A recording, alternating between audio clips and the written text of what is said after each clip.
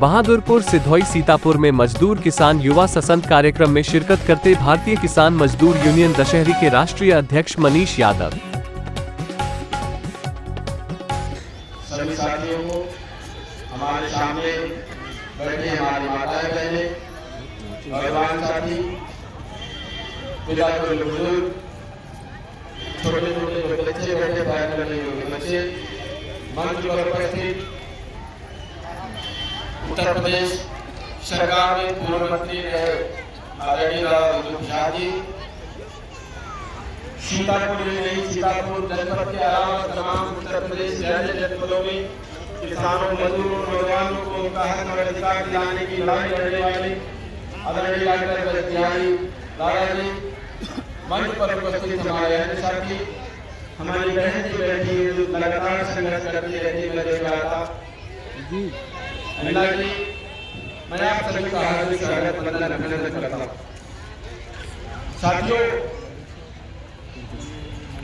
आजादी के 75 वर्षों बाद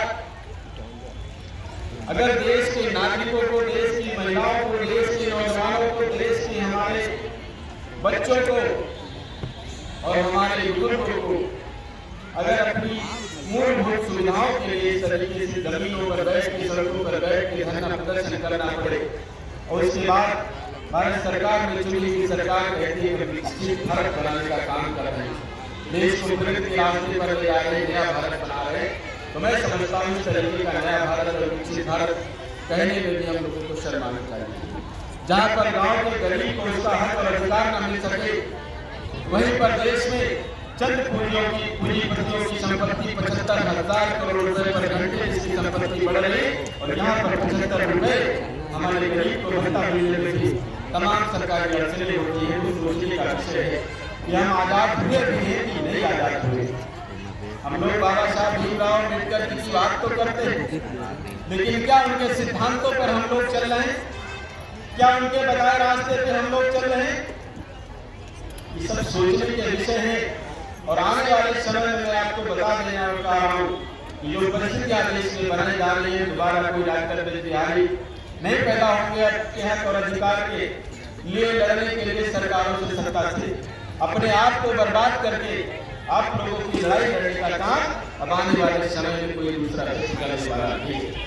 इसके लिए आप लोगों को खुद लड़ना पड़ेगा, आपको खुद अपनी आवाज उठानी पड़ेगी, अपनी समस्याओं से जूझना पड़ेगा, तब जाकर कहीं सरकार शायद सुन ले, क्योंकि लोगों ने अपने कानों में रुई लगा रखी है, ये बहरे हो चुके हैं, इनको दिखना बंद हो गया, इनको वही दिख रहा है जो देश के चंद उद्योगपति को दिखाने का काम कर रहे हैं।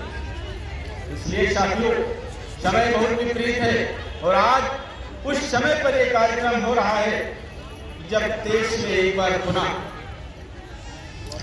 चुनाव का समय आने वाला है। 10 दिन बाद पूरे भारत में आचार संहिता लागू हो जाएगी और आपके अंगूठे की ताकत से देश में पुनः नई सरकार बनने का काम होगा। इसलिए मेरा अनुरोध है, मैं किसी पार्टी से नहीं, किसी पार्टी का समर्थक नहीं, लेकिन मेरा अनुरोध है कि जिन लोगों ने भी आपके हक और अधिकार को छीनने का काम किया है, आपके सामने तमाम तरीके की समस्याएं खड़ी करने का काम किया है, आपके बच्चों के हिस्से की शिक्षा को खत्म करने का काम किया, आपके बच्चों के अच्छे इलाज की व्यवस्था को खत्म करने का काम किया, आपके हिस्से के बिजली, पानी, सड़क तमाम बड़े घरानों को देने का काम किया। बदला लेने का समय है, उनसे आने वाले चुनाव में आपको बदला लेना है। मैं कल देख रहा था, देश का एक प्रधानमंत्री जिसकी जिम्मेदारी है कि देश के एक गरीब को, मजदूर को उसका हक और अधिकार देने का काम उसको करना चाहिए। वह व्यक्ति करोड़ों रुपए खर्च करके देश के समुद्र में एक बहुत पहले कोई चीज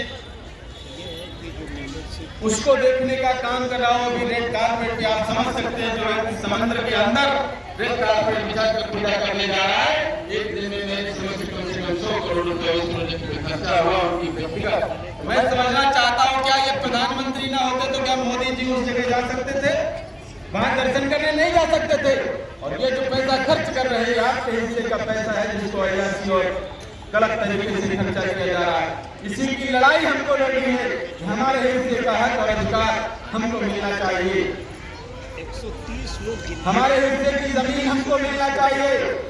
जहाँ एक व्यक्ति के पास सैकड़ों बीघे सैकड़ों एकड़ जमीन है, वहीं गांव में गरीब के पास अगर कोई उसके घर का परिवार का दुर्भाग्य से कोई खत्म हो जाए तो मैं समझता हूँ कि रखने के लिए भी उसके पास जमीन नहीं। ये जो समानता की दूरी है, संविधान में जब सबको बराबरी का दर्जा मिला है तो इतनी बड़ी खाई हम लोगों के बीच में क्यों हो गई है? एक व्यक्ति जमीन पर बैठा है और एक व्यक्ति किसी समाज का जाकर वहां पर प्रधानमंत्री बनता है, जो आया तो बातदार बन गए, लेकिन वहां पर आपके हिस्से के हक और अधिकार को 5 किलो राशन देकर बाकी सारी मूलभूत समस्याओं को आपसे छीनने का काम कर रहा, देश के चंद बड़े लोगों को छीनने का काम कर रहा। इसलिए मेरी माताओं बहनों, ये समय है परिवर्तन का, जागने का, अपने हक और हिस्से की लड़ाई लड़ने का। आप लोग यहाँ से जाने के बाद एक घरों में जाकर लोगों को समझाने का काम करेंगे कि अपने हक और अधिकार के लिए किस तरीके से लड़ना है। कार्यक्रम में आया था, आप लोगों की बड़ी संख्या थी, यहाँ पर भी बड़ी संख्या है, क्योंकि देश को बदलने में आधी आबादी की बड़ी भूमिका है, क्योंकि 50% 49% 49% आपकी हिस्सेदारी है। जिधर आप लोगों ने सहमति दे दी, जिन लोगों ने भी जिसको भी आगे बढ़ाने का काम आप लोगों ने कर लिया, मैं समझता हूँ उसका कल्याण हो जाएगा।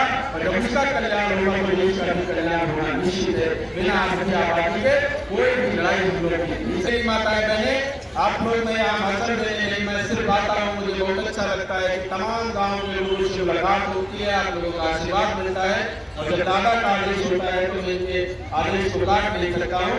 इसलिए मैं यहाँ आया, आप लोगों का बहुत प्यार मिला, बहुत सम्मान मिला, उसके लिए दिल की गहराइयों से बहुत बहुत धन्यवाद। जय हिंद, जय भारत, जय जवान, जय किसान। आदरणीय बिहारी सारा जिंदाबाद, दत्तू जिंदाबाद, हमारी माताएं जिंदाबाद, जय जवान, जय किसान।